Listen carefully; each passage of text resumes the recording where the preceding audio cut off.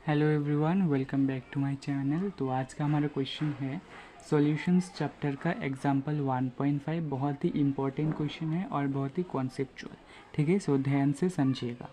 Question है vapour pressure of chloroform, जिसका formula है CHCl3 and dichloromethane CH2Cl2 at 298 Kelvin are 200 millimetre Hg and 415 Hg respectively. तो हमें calculate क्या करना है, calculate the vapour pressure of the solution prepared by mixing 25.5 gram of CHCl3 and 40 gram of CH2Cl2 at 298 kelvin. यानी कि हमें पहले liquid phase में मिक्स करने पर जितना वेपर प्रेशर होगा वो कैलकुलेट करना है। सेकंड केस हमें क्या पूछा गया है, mole fractions of each component in vapour phase, यानी कि हमें लिक्विड स्टेट के बाहर भी वेपर फेज में इन दोनों कंपोनेंट का मोल फ्रैक्शन फाइंड आउट करना है। ठीक है, तो हम गिवन क्या क्या है उससे कुछ फाइंड आउट कर लेते हैं। जैसे कि वेपर प्रेशर चाहिए तो हमें मोल फ्रैक्शंस भी चाहिए। मोल फ्रैक्शंस के लिए हमें नंबर ऑफ़ मोल्स चाहिए। नंबर ऑफ़ मोल्स के लिए हमें मोलर मास चाहिए। तो हम पहले क्या करेंगे, क्लोरोफॉर्म और डाइक्लोरोमीथेन का मोलर मास फाइंड आउट करेंगे। स्टेप बाय स्टेप प्रोसेस है, वेरी केयरफुली समझना है क्योंकि बहुत इंपॉर्टेंट क्वेश्चन है, एग्जाम में बहुत बार आ चुका है। तो फर्स्ट ऑफ ऑल हम फाइंड आउट करेंगे मोलर मास ऑफ क्लोरोफॉर्म या फिर CHCl3। Molar mass of CHCl3 कितना हो जाएगा। कार्बन का होता है 12, हाइड्रोजन का 1, क्लोरीन का होता है 35.5 और 3 क्लोरीन है तो 3 से मल्टीप्लाई करेंगे। ठीक है, तो इसे सॉल्व करने पर आ जाएगा 119.5 ग्राम पर मोल। ये होगा क्लोरोफॉर्म का मोलर मास। सिमिलरली हम CH2Cl2 का मोलर मास भी फाइंड आउट करेंगे। मोलर मास ऑफ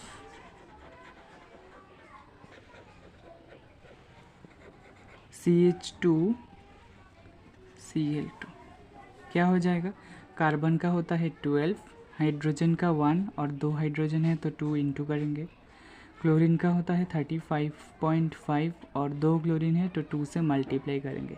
इसे सॉल्व करने पर आ जाएगा 85 ग्राम पर मोल। ठीक है, हमने दोनों कंपोनेंट का मोलर मास फाइंड आउट कर लिया। अब हम निकालेंगे number of moles of CHCl3।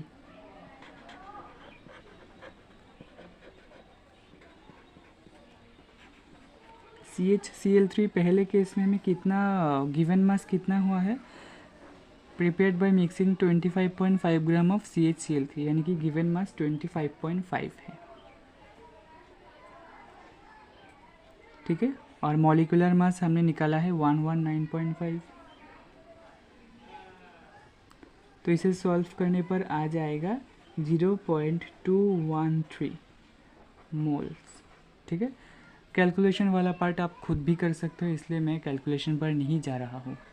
उसके बाद हम फाइंड आउट करेंगे moles of CH2Cl2। Moles of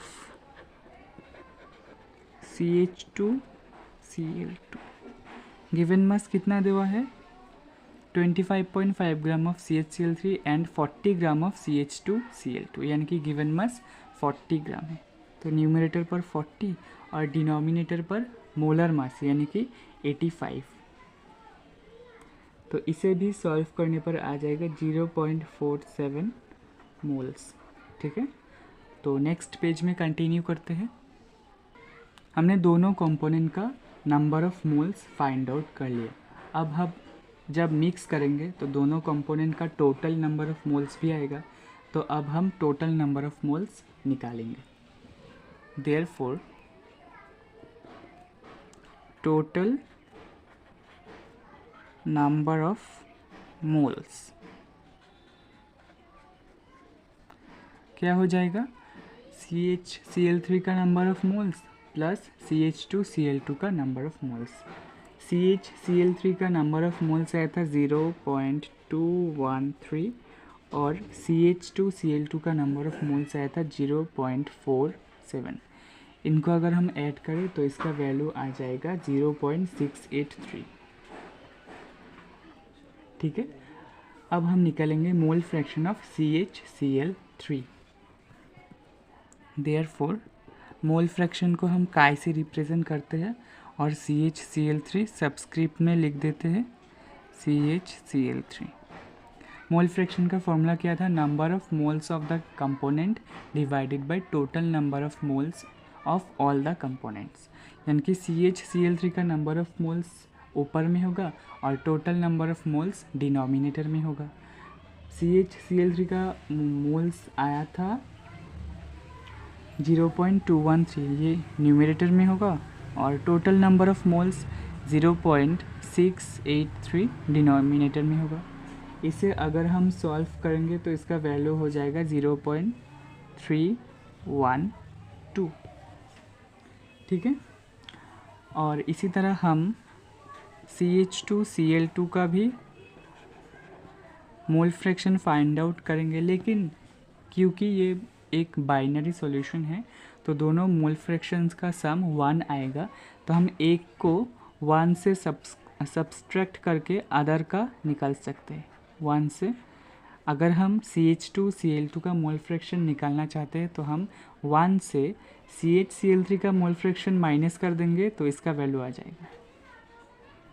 आप ऐसे भी कर सकते हो, लेकिन ये वाला ज़्यादा इजी है कि 1 माइनस 0.312 जिसका वैल्यू आएगा 0.688। ठीक है, अब हमारे पास दोनों कंपोनेंट का मोल फ्रैक्शन लिक्विड फेस में है। ठीक है, तो हम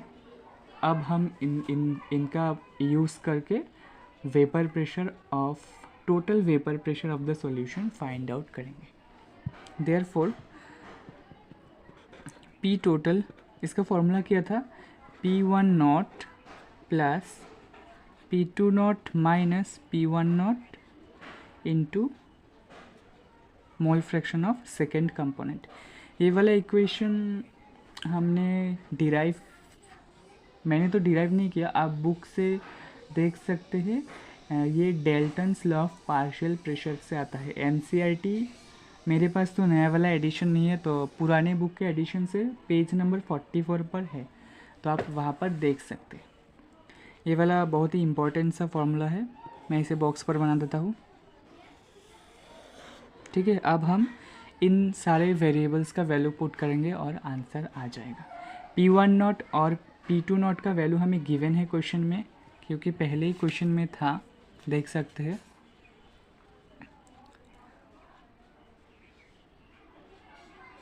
कि at 298 Kelvin are 200 millimeter Hg and 415 millimeter Hg respectively।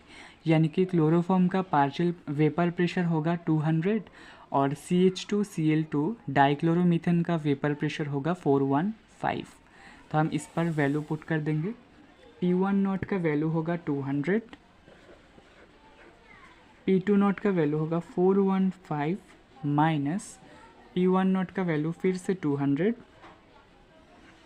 और mole fraction of second component का वैल्यू होगा 0.3688। तो अगर 200 प्लस इसे माइनस करेंगे तो ये आएगा 5215 मल्टीप्लाइड बाई 0.688।